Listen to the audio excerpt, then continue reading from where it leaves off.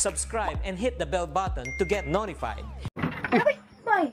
No, na. Naipit na si Romrom. Good morning mga lods. Oh. Good morning. Hi kay Jadit. Napakaulan kagabi mga lods. Maulan. At saka ngayong araw iba-vlog natin yung tubig dahil mataas na yung tubig din dun sa Agusan Marsh, dun sa ating treehouse. So ngayon, pakita ko sa inyo mga lods kung gaano kataas yung tubig. Napakasungit ng panahon mga lods. Sigurado ako madudugtungan pa yung baha. Tataas pa yung tubig. Ayan, dito mga lods.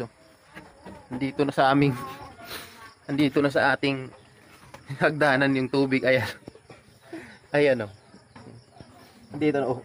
Kagabi ay yung mga tsinilas namin mga lods ay lapit abutin yung sahig kasi nandito inilagay namin yung mga tsinilas namin. Maaga kaming gumising mga lods kasi dumating dito si Janjan.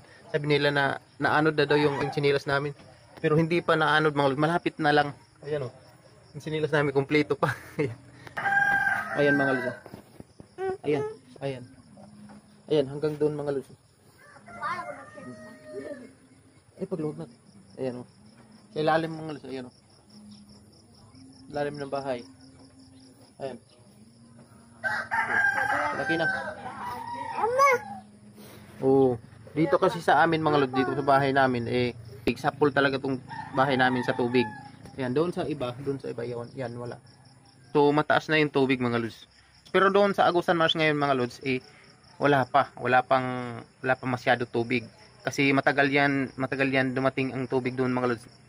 Umaapaw na dito yung tubig mga lods. Pero doon sa Agusan Marsh wala pa. Hindi pa masyadong umaangat yung tubig kasi kagabi lang to dumating yung tubig dito.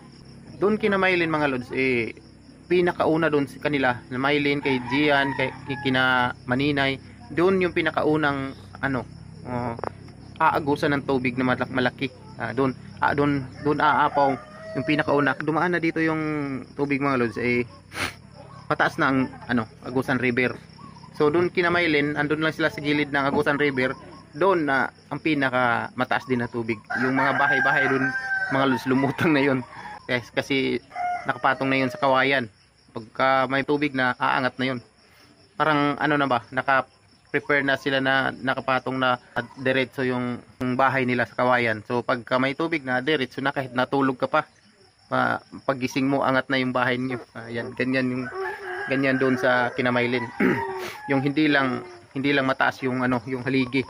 Yung haligi ng bahay nila. Dito sa amin matataas yung haligi dito mga lods. Pag hindi naka-label sa lupa yung bahay mo. Ayan. Ayan mga lods. Malapit na talagang malagyan sa tiris namin mga lods yung tubig. Yan. Ang panghuli ngayon ng isda mga lods ay kawil at saka boxnet. Ganito pagkabaha, boxnet yung pinaka popular na ginagamit namin. Maraming biyaya mga lods pagkabaha. Ayan. Nakagising tayo ng maaga. Sumigaw si Janjan na naanod na daw yung namin, Janilas.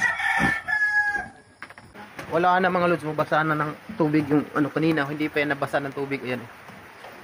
Mataas na yung tubig mga lods. Tataas pa to mga lods hanggang mamayang hapon. Ayan o. Tumaas na talaga. Malakas na mga lods. Kanina may dumaan dyan na malaking kahoy. Hindi namin nakuha. Ayan. So masaya. Dahil mataas yung tubig, makapunta na tayo dun sa Agusan Marsh, dun sa treehouse natin. Ayan. So marami din yung isda ngayon mga lods. Masaya din yung mga isda ngayon mga lods na tumaas yung tubig dahil kahit saan sila gagala-gala.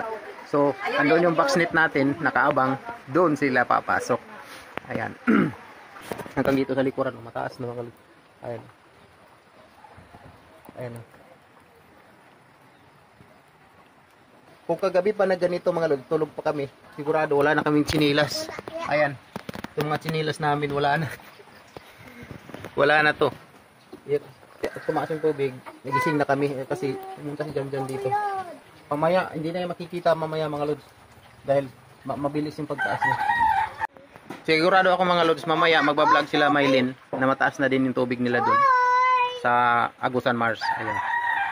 Mataas na nga dito mga lods, mataas na to dito na part na lugar, pero doon sa Kinamaylin mas una doon sila sa kanila tumaas yung tubig. Ayan.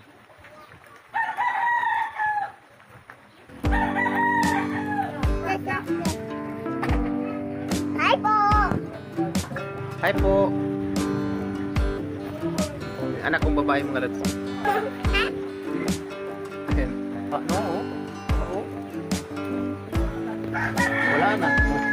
Hindi na nakita yung ano, yung kahoy na lagayan namin ng chinelas. So mataas na talaga hanggang doon. Oh, mataas na doon. Hanggang mamaya pa 'tong mga lods. So bukas kapag tumila na yung ulan, makapag-vlog na tayo.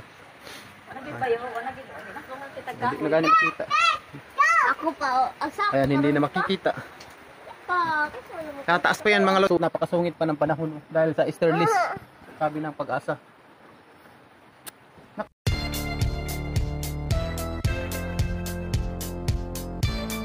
Subscribe and hit the bell button to get notified.